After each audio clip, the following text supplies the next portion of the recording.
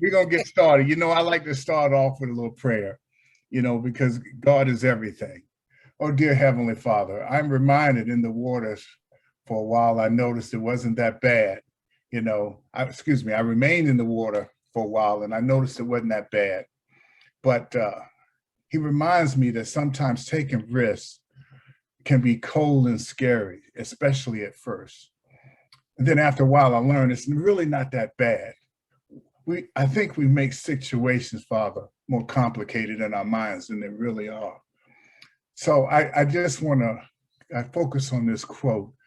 Fear is only as deep as the mind allows. So I just thank you, Father, for God, you have given us a spirit, not of fear, but of power and in love and self-control. And I'm reminded, Lord, not to be anxious about anything, but in everything by prayer and supplications with thanksgiving, and letting your requests be made known to God. And the peace of God, which surpasses all understanding, will guard your heart and your mind in Christ Jesus. I hope, dear Father, that the participants tonight will feel more comfortable to venture out and try to look at mutual funds, Lord. This is my prayer in Jesus' name. Amen. Amen. Okay, so here we go. I'm going to pull up the presentation and we're going to venture off into the world of mutual funds. Okay, here we go. Oh, I always do that. I have to hit the share button first, and I always forget to do that. Here we go. Here's the share button, and let's share. Okay, and I'll bring up the presentation. Can you see it? Yes. Okay, great, super. Let me go into, I want to go into, what do you call it? Here we go. Give me a second. I want to go into slide view. Why is it not? Okay, hang on a second. All right, y'all see the slides, but I'm just trying to make them bigger for you. I want to go in this. Give me a second. Okay, it's range. Slideshow, there we go. Start from the beginning. Okay, there we go. That's what I wanted, like that. Okay, tonight's seminar is about mutual funds, and here we go. Well, what is a mutual fund? Okay, a mutual fund is a group of investors who decide to pool their money together and give it into the hands of a professional manager to invest their money for them. It's kind of safe. You're not investing the money, you're trusting an expert. So this is a really good way to start because you're not trying to learn all this all on your own and play with all of the complexities of the stock market, because to be truthful, it can be a 24-hour day job doing that. But what you're doing in mutual funds, a group of you are pooling your money and handing it to a custodian who manages that money, and he has a portfolio manager that invested. So mutual funds can help lower your investment risk because you're putting it in the hands of an expert. Dockery? Yes. Can you look and see if there's someone who's trying to get into the meeting?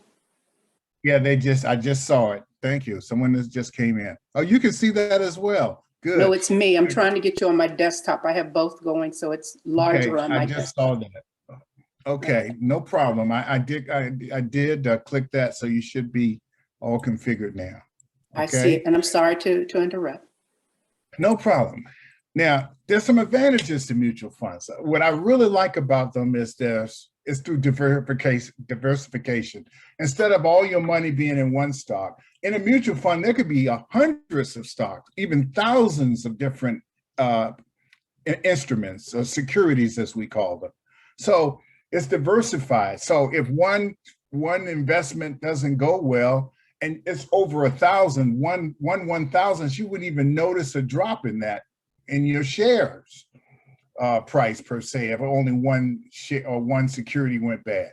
So it's diversification is really powerful. unlike stocks, which we'll talk about next Tuesday, where you're putting all your eggs in one basket. And if you hit a winner, you can make a lot of money. But if you bomb it, I mean, you can lose a lot of money, because I kind of think of it as an elevator. You've got 500 cables holding that elevator. If one cable snaps, the elevator is not going to move. But if you have one cable holding the elevator and that cable snaps, you're going to the bottom. So diversification is one of the really great attributes of a mutual fund. And I encourage all of you, especially first-time investors, because that's how I started. Remember, I told you during the first seminar, a guy got me into Pioneer 2. And I, almost forcefully, he got me in there, and I went in and just got in, and it was an eye opener for me. So less risk through diversification and lower costs. And there are different types of fees. There's what they call a no-load mutual funds, and there are loaded funds. But you always want to pick low, no loads, because you can get lower, expense costs with those kind of funds. So I highly recommend that. Okay, we'll go on a little further here. Mutual funds are professionally managed. I mean, some of these portfolio managed. Now, as a homework assignment, remember I told y'all to look at the Vanguard portfolio. Hopefully some of you took the time to kind of look at the Vanguard portfolio and their professional management team.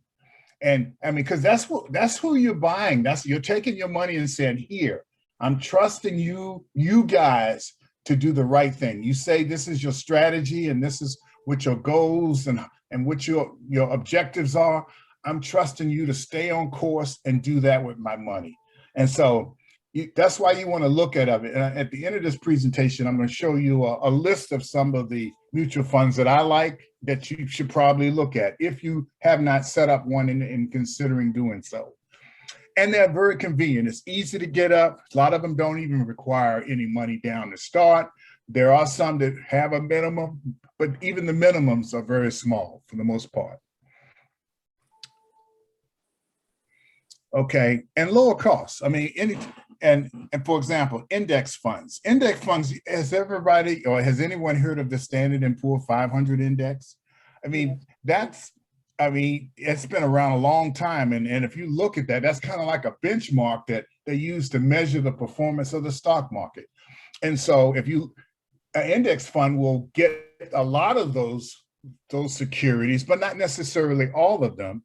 And if you play a fund that actually follows the index, that if the Standard & Poor's index goes up 7%, your portfolio goes up 7%. So, I mean, playing the index fund is another way to reduce your costs and expenses, because you don't have to own all of those individual stocks, and yet you can get the same performance as the index. So really kind of neat feature they have if you want to look at mutual funds that focus on index or index trading. Okay, now there's different categories of mutual funds. A lot of the portfolios changed the names a little bit, so don't get stuck with these names. But here are the main groups of names associated with, or categories of mutual funds. There are the money market funds. There are the bond funds. There's balance funds, stock funds, which obviously focus on securities, stock securities. There are international funds that are funds outside the United States that focus on, in other areas and regions of the world that might have a particular interest. And then there's sector and specialty funds. And I'm going to go through tonight each one of those categories, because what I'm trying to do is introduce you to these mutual funds, and then you can get a feel for where you would want to play and what area that you would like to buy in. Okay, so we're going to start off with mutual funds or money market funds. Money market funds, they're very open-ended mutual funds that invest in short-term debt securities like U.S. Treasury bills and commercial paper. They lend the money overnight and they get it back. They get a small return. Money market funds don't earn very much. They're pretty low return instruments, but it's a great place to temporarily store your money. So when I have my money from every month, or when I get paid, I take my money from my savings account and I roll it over into my brokerage account, but it goes into a money market account. That's kind of like the base account in my brokerage account. And then from there, as I accumulate it, then I'll go ahead and buy securities or invest it that way. But I launch it out of a money market account. So I have, quite a bit of money right now sitting in a money market account, waiting for my next, buy or my next purchase, stock purchase or whatever. So a good place, but again, when we remember doing the first seminar where we talked about rate of returns in money market are pretty low. So this is not where you want to go, I don't think. But if you're very conservative and don't like risks, maybe this is the right place for you. I don't know. Everybody has to find where they feel comfortable. Okay. Some of the advantages to minimize market risk. Like I said, for me, it's a temporary place that I put my money and I can get it fast. Instant liquidity. So it's a great place. And if you open a brokerage account, I guarantee you they're going to have a money market fund there set up that you can drop your cash in. Okay, so remember I was telling you that we were going to focus on the Vanguard money market fund because there's thousands, but I just picked this particular money manager, the Vanguard funds. And so I wanted you to take a look at that. Now, for example, they have under Vanguard, you can see they've got a cash reserve fidelity money market. That's the identifier is called VMMXX. If you wanted to look it up with your brokerage account, you can actually type those letters in and it will come the fund. That's really its abbreviated name. And you can see the expense ratio is 0.16, so very low cost. And they price now I took this presentation on the 15th of June. So, I had to pick something. So I built this presentation a week ago or so. So you can see what the prices were. And so the yield has been very low, 0.01% in that one fund. You can see across, and look, if you go over to the right, you can see that the 1 year, 5 year, 10 year, and inception, it's been pretty low. They're not great return instruments. They're just not. Well, now they used to be back when interest rates were 15 and 18%. You used to have money market funds that would get 7, 8, 9%. Matter of fact, this federal money market, at one time, it was getting 4% rate of return. But right now, under the Biden administration, they have lowered the borrowing fee down to 0. So money market returns are going to be a very poor place to put your money right now. Well, we'll see in the future, but right now that's the way it is. But anyway, now you know a little bit about money market funds. Okay, bond funds. Obviously, bonds are debt. Cities, banks, they borrow money, to pay off debt. And they set up a bond and they offer an interest rate. Bonds are the best time I like to get into bonds is when interest rates are high and going down. That way, for example, if interest rates were 15, 20%, you could get into a bond fund. And then as interest rate starts to drop, your bond will be trading on premium. Well, so right now it's just the opposite. Interest rates are very low. So I really do not recommend bonds at this time. But at some time, depending on the markets, bonds can be a good place to invest your money.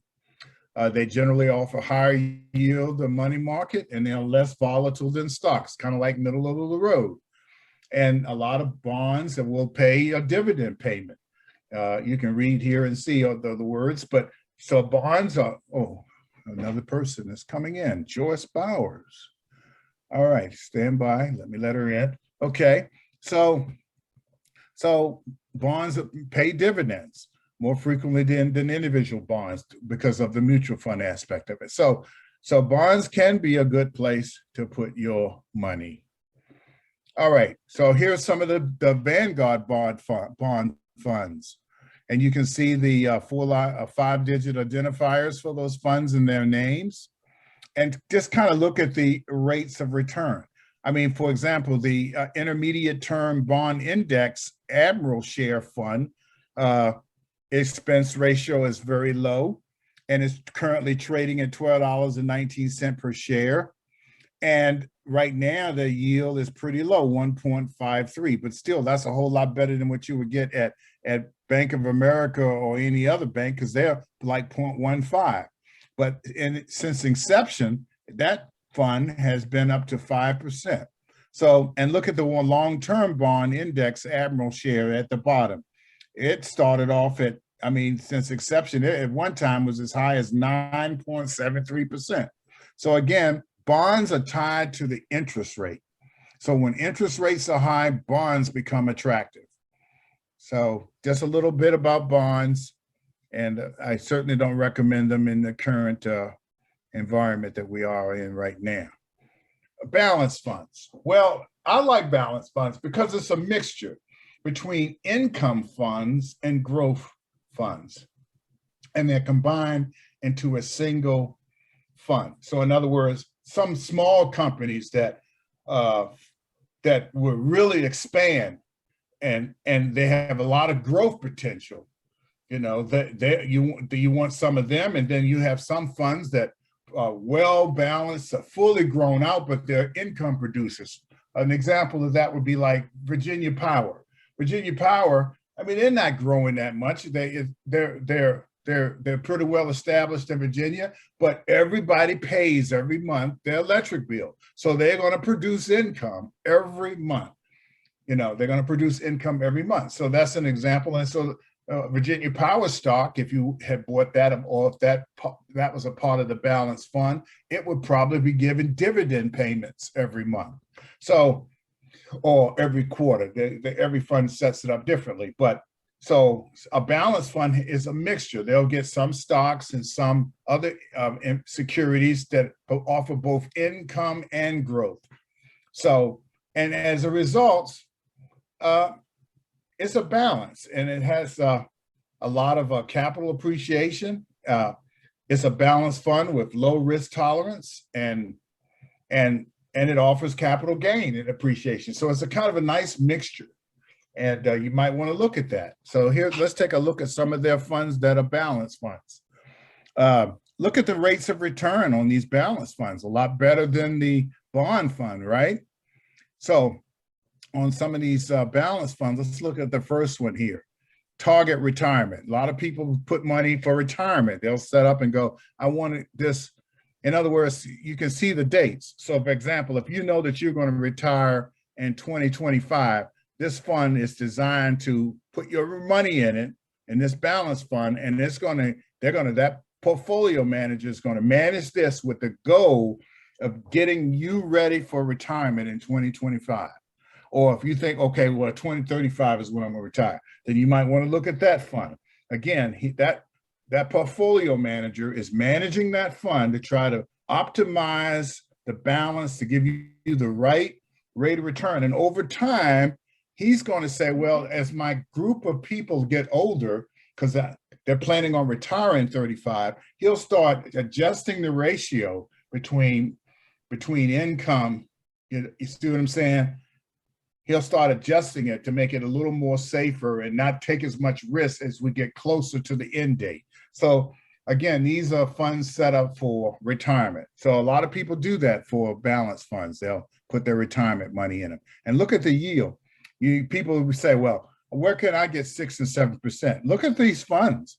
The target retirement 2040, look at his 10-year. I mean, this year, he's earned 10% rate of return. But as a 1-year goal, he had a 34% or basically 35%, 34.5% rate of return on the 1 year. And on 5 years, he's averaged 13%. And in 10 years, 10. So as you can see, some of these funds that have good rates of return. Remember during our first seminar where we talked about what would if you could maintain 6% rate of return. Clearly, these balanced funds are exceeding that goal by quite a bit, and some of them are anyway. So this might be you might want to have some money in a balanced fund. Okay, let's move on. So, well, what about stocks? See, I like this. I want higher returns. So I I've always favored considering stock funds, or at least a percentage of stocks. Now, I'm going to tell you, when I was 35, I was almost 100% in stock funds. But as I've gotten older, now I'm down to only 10% of my money in stock funds because I'm getting closer to retirement. Stocks funds can fluctuate a lot. You know, I don't have 10 years to recover from a bad year. You know, I'm going to be retired. So as I've gotten older, I start, my technique is to, you know, I did a lot of risks, if you will, when I was younger, but as I've gotten older, I'm only reducing the amount of money I have in stock funds. That way, you know, I feel a little more secure, because the last thing I'm planning on retiring in a year or two, the last thing I want is a big swing with 90% of my money in stocks and stocks take a plummet. That's not going to happen because only 10% of my money is in stocks. So as time has gone on, I've reduced the amount of money in stocks to mitigate or minimize my risks. And that's kind of what I do. So hopefully y'all will consider that as you think about it. All right, so let's look at some of the Vanguard U.S. stock funds. Deacon Lambert, they have some. Yes, may I go ask ahead. a question? Sure. Can you hear me? This is I Darlene. can. Okay. Darlene, I can't see you, but I hear you. Go ahead. Well, I guess I just put the video on for you to see me, right? Yeah, you don't have to, but go right ahead with your question. My question is, well, excuse my, I'll say lack of experience. I was going to say ignorance, but I don't really, would a person who needs to get out of debt invest in funds right now or wait until they get out of debt? I'm going to be truthful with you. Okay. Your goal, if you have debt, is to get out of debt. It's no Right. need, you know, trying to say I'm investing, when really, remember during that presentation, I think it was the second one I gave, was about how to get out of debt.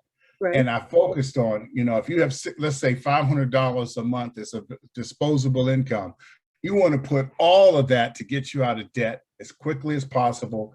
And all of that money going to the highest interest debt instrument that you have your money in. That way you can get, you know, out of debt as quickly as possible. And so after you get out of debt, then you'll pull up this presentation and go, okay, I want to talk to Doc and let's pick a mutual fund and let's get going. But right now, if you have debt, you should focus on that. That would be my recommendation. Well, that's what I thought, but okay. My situation's a little different. I don't want to take up too much time because I know everybody's paying attention. I worked for 23 years at the University of Virginia.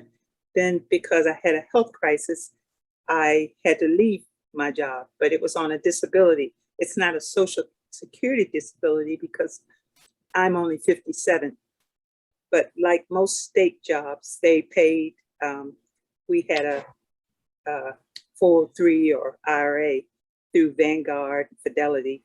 So when I left, they told me my option was to roll over that fund in my bank, which I did. But it's just sitting there at the same amount. It's not accumulating anything. I was told I couldn't touch it till I was 59 without any. You can still make monthly allotments into it. I can? I mean, well, yeah, are you working? I am not right now. Oh, okay. See, 401ks and IRAs and 403bs are instruments of an employer. You know, your employer sets these instruments up.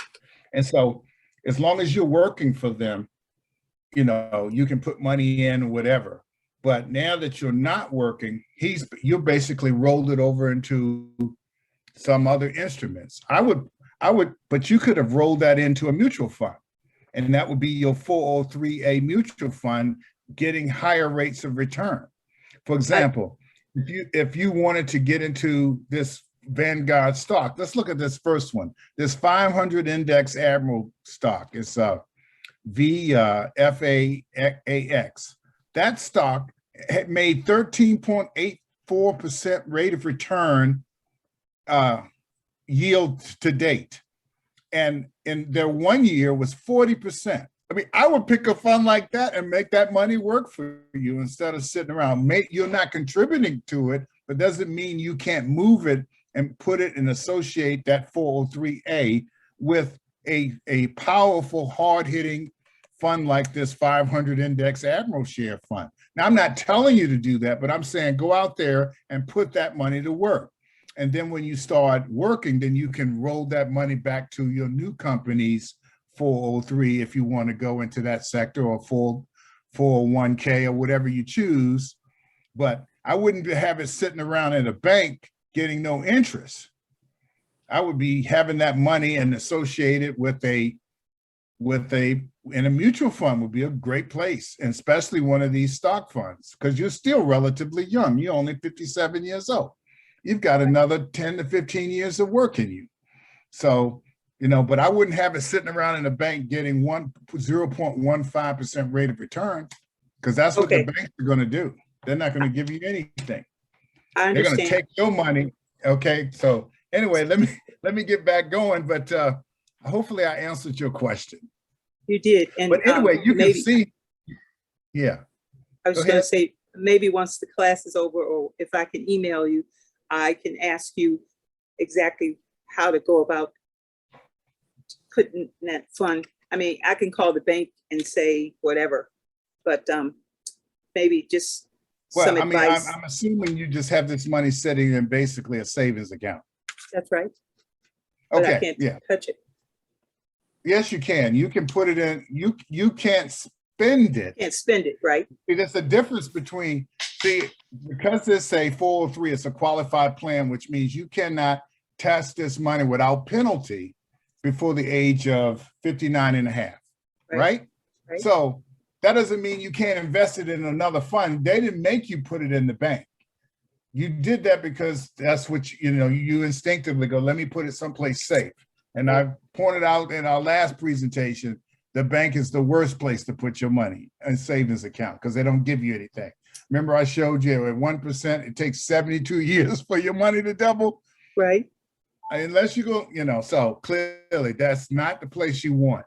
Wouldn't it be better to have it in this 500 index Admiral share? We'll get you set up in a mutual fund of your choice and the money transferred over. It is easy as can be to get that money out of that savings account and roll it over into a 403B, whatever fund you have, and roll it over there and start getting a better rate of return for your money. Because this company, since inception, has earned 7.75. But look at the one down below, this FTSE Social Index Admiral Fund. Now, they've only been around for 1 year. You can see the 5 and 10 year are blanked out. But they have averaged 25% rate of return over the 1 or 2 years. And first year, they got a 41.72% rate of return. So again, I would look at putting that money to work. Look at those funds at the bottom there. Some of them are really doing well. 41% rate of return, 1 year return. But I mean, so there are funds out. So when people say, oh man, I don't know where to put, I'm gonna put my money in a certificate of deposit. I just cringe. I'm going, oh my God. Why aren't you making your money work for you? But we aren't, anyway, because we didn't really know. But now that we do. That's what I'm going to expose you. Through these mutual funds, these vehicles, based on your risk tolerance. Now, I'm going to talk about risk tolerance a little bit because, let me just finish this series. International funds, same thing, but there might be investments in Saudi Arabia or whatever. They'll have a part of the country that they really like. So these international. Starting a young. Or is that the TV? Okay. So these international bond funds, again, the portfolio manager, you have to read up a little bit more about these funds, but they have picked some country that has a certain securities that are doing well, and they have set this up. But when I look at the numbers here, they don't look too well. They don't look too good. I wouldn't choose. Now that emerging market bond fund, the 5 year is not bad, and since inception, but if you look at the numbers here, they haven't done well in the last year or two. So I don't know, the emerging market bond, 13% or almost 14% one year, but their 5-year average is 9.71. So some of these international bond funds might be worth looking at. But again, we'll get there as you get closer to being in a position to invest. That sector, now I really like the sector funds. I'm going to just tell you, the HMOs, the medical industry has been killing it for the last 15, 20 years, as you can imagine. Hospitals, HMOs, APPOs, they got all kinds of fancy names. They have been making all kinds of money. So, but you can get sector funds in real estate, you can go into health, you can get a precious medical, you can get an energy. So there's all kinds of sector funds. But let's take a look at them because they have been doing very well. Look at the rate of return. Global capital cycles, 16.98%. And the 1 year, 54% rate of return. You're talking about making money. And I have quite a bit of my money in the medical industry because they have just been year after year after year, 16, 18, 20% rate of return. Now, I don't have mine in Vanguard. I have mine in Century 21. But just every year, my sector medical funds have just been performing. So when I hear people talk about, I have my money in a savings account, or I have my money in a certificate deposit, all I can think of is that these individuals are risk opposed. They just don't want to take risks. They want safety. They want security. They want the bank, the guaranteed, protection. But with that protection comes no growth. What a price to pay for protection. So, there's risks here. Any kind of stock fund, there's going to be more risks. But if you want the returns, then you just have to learn to accept some risks. And again, these are for being professionally managed. This is not you playing with the money. Your decision is to set up the account, pick the fund, and start up an allotment. A monthly allotment is what I recommend. Every month, just if it's $100 a month, have that $100 go into that fund, whatever it is. Time is your enemy or your friend. Get to working, set it up and get it going. Roll that money over there and let every day have that money working for you. So I've preached enough about that. I shouldn't say the word preach, but so what is an index fund? Let's talk about that. I kind of mentioned a little bit about it, that index funds are popular because they can replicate, like, for example, the Standard and Poor 500 index. But there's several indexes out there. So you can set them up, and basically they track the performance of specific market benchmarks or indexes.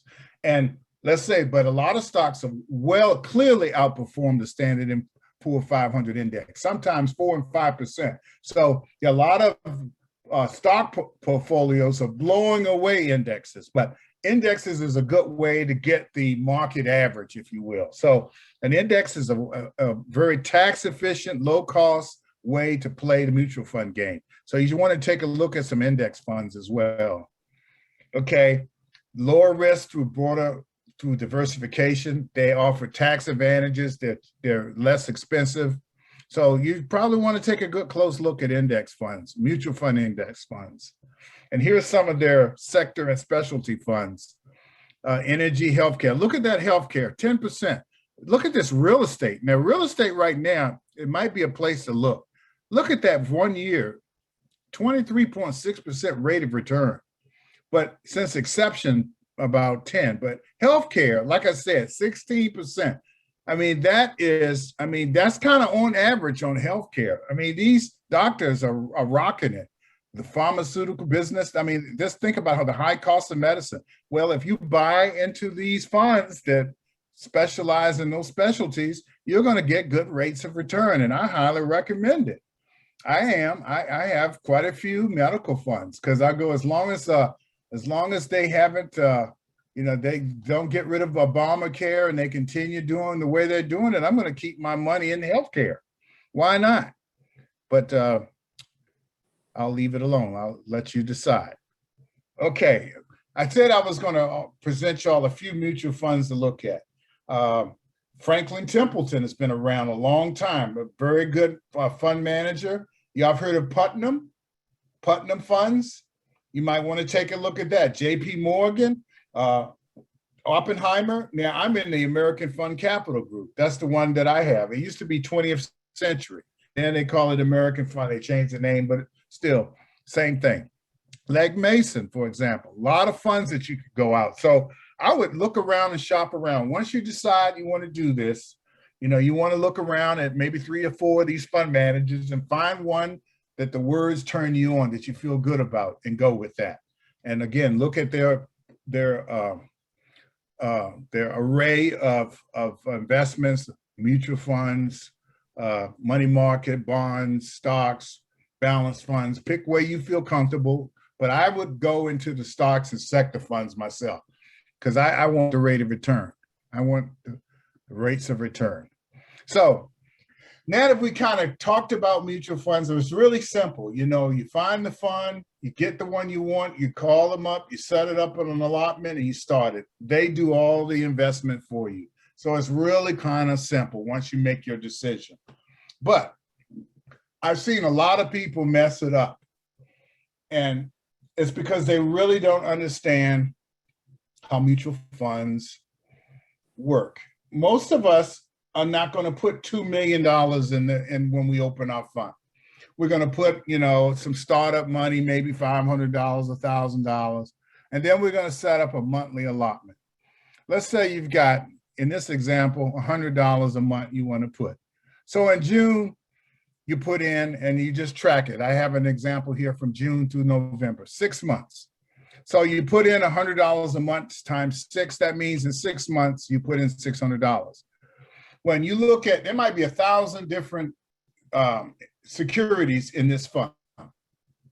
But on average, when they look at the cost per, the net asset value, they call it NAV, they say that the price per share averaging all of those funds is $20 per share. But every day, mutual funds, at the end of the day, they accumulate and figure out what their NAV is, and they announce this is what the share price is today. Every day they do that, Monday through Friday. Mutual funds declare this at the end of the business day. So, and they will, so if you call them up to sell, they'll wait till the end of the business day, and that closing price is what they will sell all your shares at. So, as you can see, if you have a monthly allotment, let's say of $100 a month going into your mutual fund, let's say you set it up for the 1st of the month, 1st of June, 1st of July, 1st of August, $100, 1st of September. But on that day, they're going to go, at the end of that day, they're going to, the NAV or the price per share in August is $22. Then that $100 divided by 22 will get you 4.54 shares. And then in September, when the 1st of September, the end of the day, they're going to go, the price that day is $23. Well, you're going to get less shares. You're going to get 4.34 shares for $100. Do y'all understand what I'm saying here? Does this make sense? That $100 based on that price is only going to buy so many shares. And the more expensive it is, the less shares you get, because you only have $100 going in. But that's how it works. So let me show you something. This is powerful, what I'm going to show you. I pray that y'all understand and accept this. So based on what I've said, which graph is better investment? If you look at the pictorial graph at the bottom, I just gave the example of $100 a month from June into November, 6 months sample here. Would you want your shares to go like A, or would you want it to be like B? What do you think is better? There's no right or wrong answer. This is a learning opportunity. So someone pick one. What do you think is better? A. A. Okay. All of y'all agree this A is the best? Are you saying price per I think B, share? I'm sorry. I mean, B if for you price. look at, over B the 6 months, takes more these two risk. funds, these funds, you can see in A, the mutual fund A, it was $20 a share in June, and every month it's gone up It's $1. going up.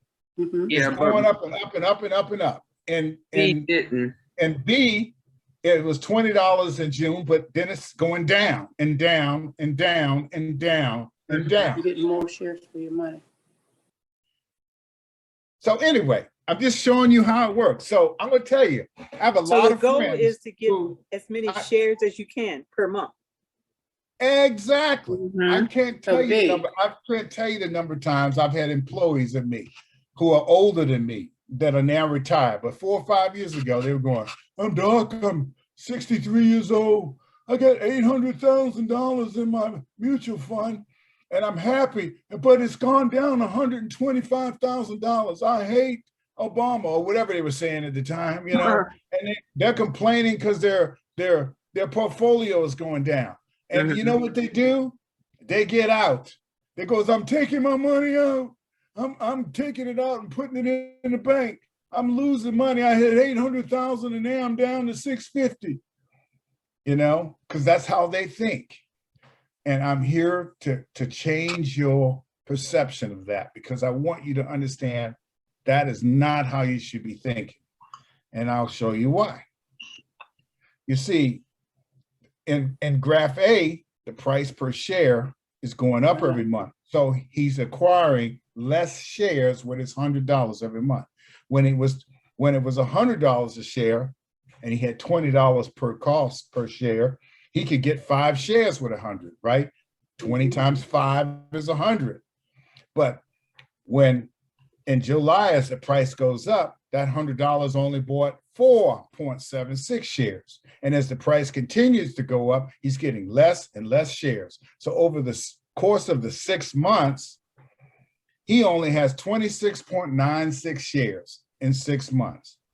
So his average cost per share is $22.25. Everybody see that? Yeah. But in B, and I did this today, I added these slides because I thought, man, I don't think they really understand. I need to go in more detail. In B, the price is going down.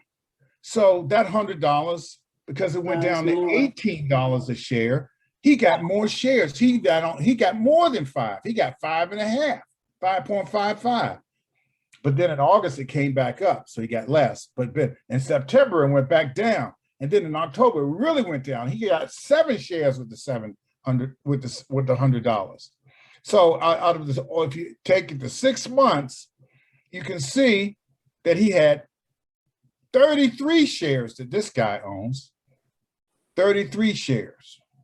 You see, what people don't understand, when you go to the store and you get a pack of glasses, 24 or 12 glasses in a pack, and then you go to the doctor and you pay, $2 per glass. And then you go over to the dollar store and you see that same glass at the dollar store on sale for $1, and you pay $2 per glass. You instantly realize this is a sale. This is a discount. This is a great deal. I'm getting that glass for half the cost of what I got it at Sam's, because I paid $24 for a pack of 12.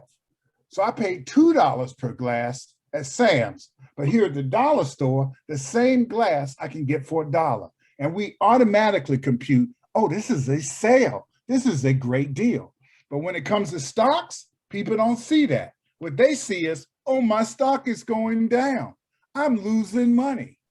No, you're not. And I'm going to show you why. I'm having fun. I like this even better. And because I think totally different than the average person, because they would go, oh my God, I bought into this stock at $20 a share. I trusted Mr. Lambert. He got me into this mutual fund.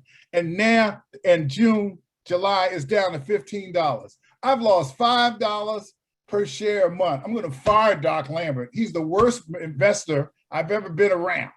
Oh, and then I not tell him, calm down, it'll get better. And then he looks in there, and in August, it's now down to $10 a share. Not only is he's talking bad about me, he's threatening to fire me and not speak to me ever again. I mean, that's how people think, And then in September, it goes down to $5 a share. Don't get me wrong. Again, mutual funds are thousands, could be thousands of funds. So the market is an emotional market. It could be going down because of the New York's, because of the prime interest rate, or because the you know, because of environmental factors like COVID. I mean, it's an emotional environment. And so stock prices rise up and down. Maybe have nothing to do with the performance of these stocks. And that's what people need to understand. The market is an emotion. It's human beings involved. Their perception, what they think, what someone said affects their opinion, and that affects the price. But if the fundamentals of the company haven't changed, for example, if one of the stocks is Walmart and everybody's still in there buying Walmart, all because their shares are going down in price, if everybody's still going in there buying and shopping, the fundamentals of Walmart haven't changed. So you shouldn't just pull out of Walmart just because their shares are going down this quarter. Again, it's an emotional environment, but a lot of people don't think that. They see their shares going down and they panic. But when I see this doing dollar cost averaging, I see it as a discount. Oh my God, I'm getting it at a discount. At $10 a share, I'm getting a discount. I'm going to even put in more money at $5 a share. If I had extra money, I would be throwing it in at $5 a share because again, I believe in this portfolio and they're just on sale. It's on sale right now. And if you look at it at the end of the month, it was back up to the same starting price. So think about it this way. This stock never went above $20 a share. It didn't go to 21, 22, 23. They never outperformed $20 a share. But yet I put in $600, and because of the discount in the share price and my average cost per share being only $11 a share, my stock is almost doubled in value. I put in $600, but it's worth $1,130. Does everybody see that? And people don't realize that you can make money even though the stock never goes up above the initial price. In other words, the fluctuation up and down when your dollar cost average creates opportunity for profit, even though the money value never goes sky high. I hope y'all get this because I put a lot of work putting these slides together so that you can see this. But I really want y'all to understand that. Even here, wow, look at this. I put this one. This is the last slide for the day because we're coming up on an hour. But here, it started off at 20 and it went down, but it stabilized at 10 and it started back up. The guy only put in $600 and yet it's worth $1,260. He made 100% rate of return on his money and it never went above $20 a share. Isn't that incredible? Well, maybe y'all not as excited about it as I am. Yeah, But dollar cost averaging is a wonderful concept. And a lot of my clients in the past, they're risk averse, and when they see the market price going down, to them, that means they're losing money. And I want y'all to be smarter than that and realize what you're really doing is getting your shares on discount. And that is a great place to be.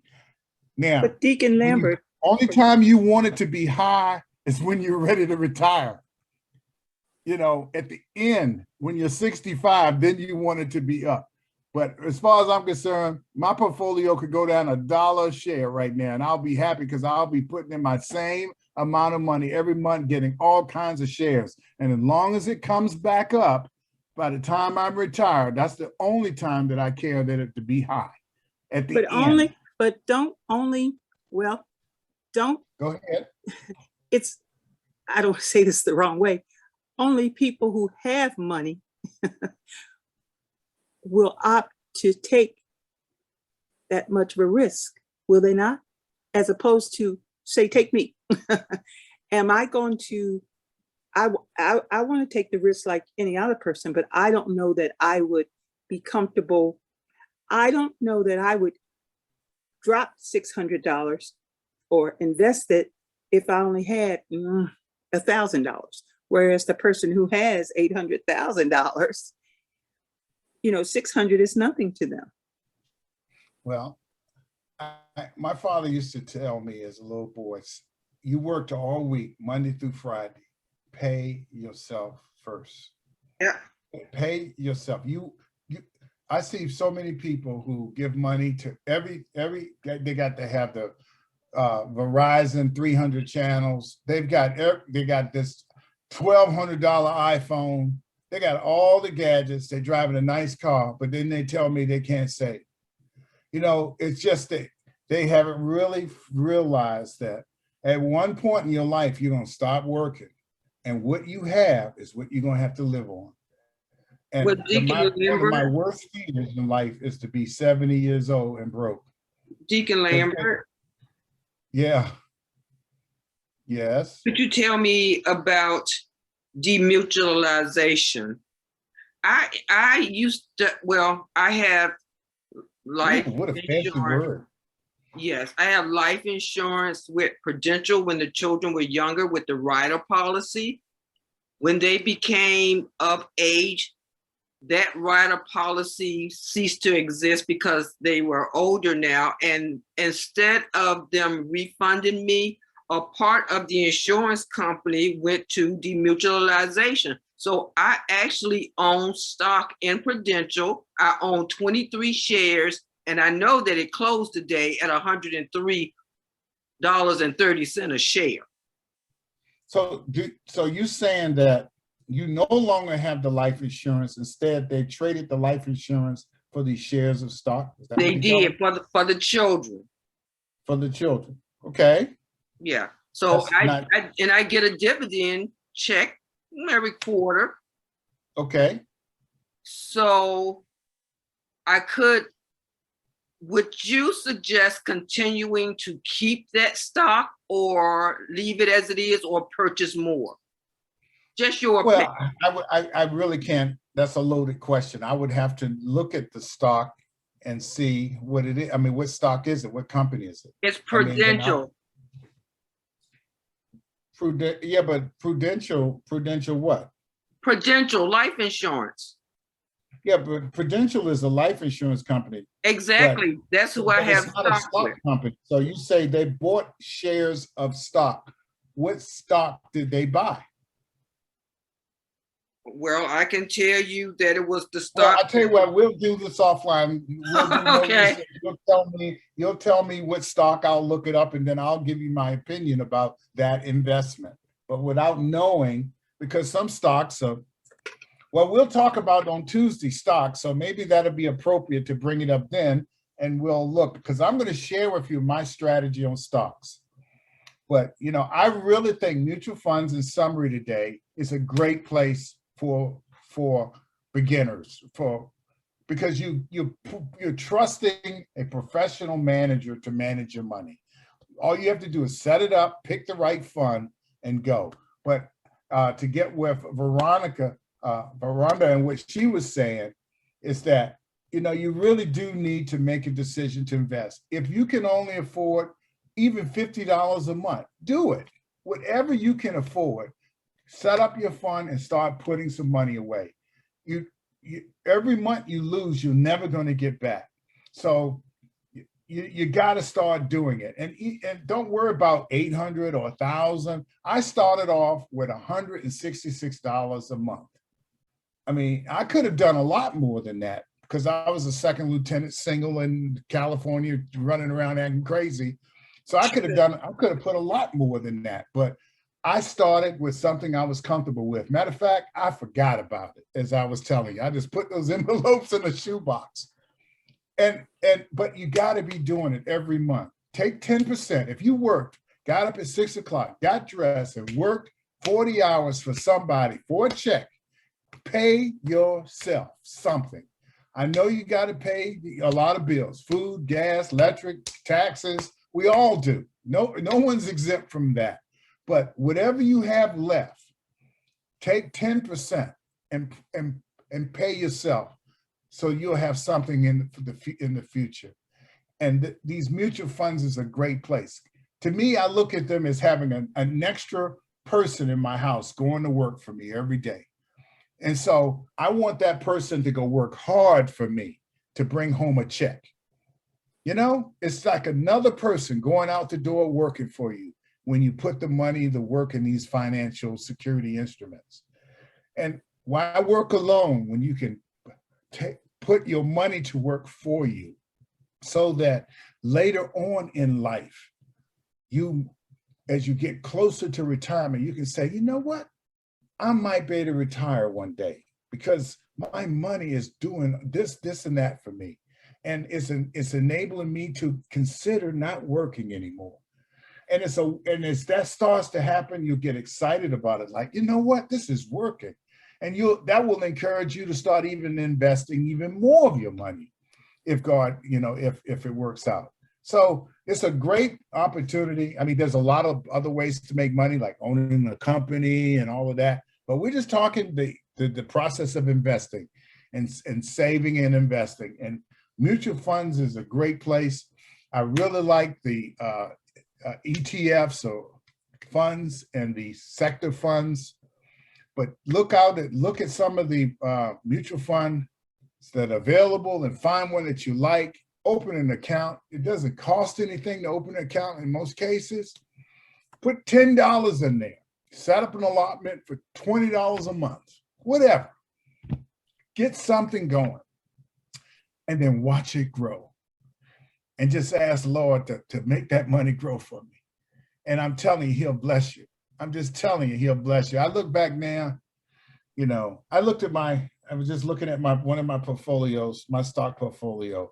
It's been oscillating about $4,000 a day. Some days it's just going up and down, but I'm going, oh my gosh, this thing has gone up over $80,000 this year. And that is a beautiful thing. And I'm not bragging, I'm sharing. I want to encourage y'all to get in the game. You can't hit a home run if you're not on the playing field. You got to get out there, set up an account, and start playing ball. And no matter where you are, start there. If you're in debt, work to get out of debt. I shared the technique of that. I've sent the presentation, I think, to several people who asked. I hope y'all received those. So if you're in debt, that'll help you get out of debt as quickly as possible. And then we can get you in a mutual fund and start dollar cost averaging, set up an allotment and start watching your money grow. And the reason I put these last slides in there is so that when you see it going down, you don't go, Doug Lambert, how in the world did he get me into this? I'm losing money. Now you know that's not the case. You're getting these shares on discount. And as long as it comes back up, in the 100 and some years of the stock market, it has always come back up. So I'm telling you, it's a great place to be. It's a great place to be if you're playing the game. And I've showed you some wonderful techniques of how you can add this mutual funds to your arsenal. And next Tuesday, we'll talk about stocks. And I'll share with you my tips on how to pick the right stock that can really make a lot of money for you. And I'm gonna just tell you, in the last 3 years, every stock that I've picked has done over 100% rate of return. It's just been unbelievable how my technique has worked so far. I'm not gonna say it's gonna work forever, but I have been very fortunate or lucky or whatever, but it's working. And I'm going to share you what I'm doing for free. I'm just going to give it to you. You know why? Because I love my church family. I love you. I want to see God bless all of y'all. And I'm telling you, you got to get in the game and you got to start. And, like I said, you don't take much to start, but you got to start. And you got to start every day thinking about your net worth and moving it in the right direction. No matter where you are right now, you can have negative net worth. I remember I told y'all as a homework assignment, figure out your net worth. I'm not asking anybody to share their personal information. That's none of my business. But I want you to know where you are. Am I upside down or do I have positive net worth? And if you're all upside down, let's get you out of debt and let's get you in a mutual fund and let's get you in the kind of fund that you feel comfortable with and set up an allotment and start moving you in the right direction so that you can build net worth for you and your loved ones. It's a process. And I know the pastor is recording these sessions, and hopefully they'll play them back in the future, and maybe it'll make a difference. I really want this to get in front of some young people, people in their 20s, because see, they really have the opportunity to do this for 40 and 50 years. But I'm telling you, it's very powerful stuff if you start it and do it. And again, it doesn't take a lot of money. It takes a lot of time.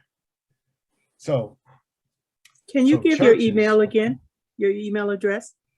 my email, my personal email is Lambert, my last name, Mhm. and 3 alphabets, GRP, Lambert Group. I used to have a limited liability company called the Lambert Group Okay. when I was doing the cemetery thing, but I just kept that name. So lambertgroup@gmail.com. And I did send out the slides for seminar 1 and 2 and I will send this out if anyone wants to have it. I put a lot of work in this. You'd be surprised how tedious it is to build these Excel spreadsheets and put these graphic projections together, but I think they illustrate the point quite well. I'm very happy about what you're seeing. And I think y'all understand, as it goes down, when your dollar cost average, man, you are really making your money work for you. So if you got that concept and understand it, you're a lot smarter than a lot of people I've worked with, because a lot of them, they'll get out in a minute if they see their stock going down. They just don't get it. They don't understand. And it's so frustrating that's why I don't sell. I was licensed. I took all the courses and got licensed, and I was really happy. I thought I was going to make a lot of difference in our community. And I found out that, man, the people just, they don't have the financial education to take advantage of it. So that's why I'm going this way. Instead of trying to sell and make money off of it, I'm just trying to educate now and trying to help people go in the right direction. Because it's a wonderful thing if you do it, and it can open doors and really change the quality of your retirement years if you do it. And I encourage it, and I hope you all enjoyed this session. It's a little bit over an hour, but I'm done. God bless you all, and I hope you enjoyed this session. And if anyone wants these slides, Yeah, the slides were worth it. out. The slides were worth it, Dockery. They were worth it. To me, it was. Indeed. Okay, good. I'm glad, Angela, I'm glad you Yes, enjoyed it, yeah. because I spent 3 hours a day putting Oh, these yeah. slides together. I'm off today. I took the day off to make sure that I had the first part of it, but I didn't have these slides at the end. And I just said, Yeah. you know what? I want them to really understand how fluctuations in dollar cost averaging, because if they don't, they'll get out when they should be getting in, because that's your natural thing. The stock goes down to get out when you actually should be getting in. And Most if you people- just look at, on this last slide, if you just look at the amount you put in and then look at the amount, the account value, you know that you're making a profit. You are, because you look don't at the even shares you're getting. You're getting Huh? more shares. It's about how many shares am I getting from my, whatever the amount you're putting in. If you most people start the same amount allotment every month, $100, whatever it is you put in every month, it's going to stay. I mean, I've not changed my allotment amount in years. It's just the same amount every month. But when the stock goes down, I get a lot more shares for that same little bit of money. And the name of the game is at retirement. You want 10,000 shares. You want as many shares as you possible. So the game is accumulating shares and not worry about the price. Because 20 years from now, it might be worth $300 a share. And because now you have 10,000 shares, you're rich. But at the time, all you can see is, oh man, the price is going down. I don't want you to think that way. I want you to think about accumulating shares. And the more shares you get for your little money, the better. It's such a simple concept, but a lot of us don't get it. They just see, oh my God, I listened to Mr. Lambert and the stock is going down. He's an idiot. And they get out and they close the fund. And they're the ones who lose because they just don't understand how it works. So I just made sure that I made it clear how mutual funds work and how the dollar cost average, so that y'all now empowered. Y'all get the graduate degree and you get to graduate on the subject of mutual funds. And so you can now empowered to go open an account, pick one that you like the performance for, that you trust that manager, and dollar cost average, and not get dissuaded by fluctuations in prices, because you're on a mission to accumulate shares. And if you understand that, I have succeeded in what I intended to present tonight. And so God bless you all. And I look forward to seeing y'all Tuesday, because Tuesday is going to be the most exciting seminar, because I'm going to share with you a secret that I think can really make a lot of money for you. And I'm going to show you exactly how I have been able to do what I perform like I have in the last 3 years. And it's been all up. I'm making good returns on my money. And even though I only put 10% of my portfolio in stocks, but that 10% is getting me very excited, because it's growing, and it's going to make it better for my retirement when that day comes. So, Okay. and See so you. I see you all Tuesday. And again, if anybody has any personal, situations, or want to talk offline, then we can do that as well. Especially if you're in debt and you want to get out of debt. We'll talk about that privately, and I'll help you as much as I can get your funds set up for you, so you get you on the right path to accumulating net worth. Remember, net worth. That's a wonderful thing, to watch your net worth grow. It's a beautiful thing.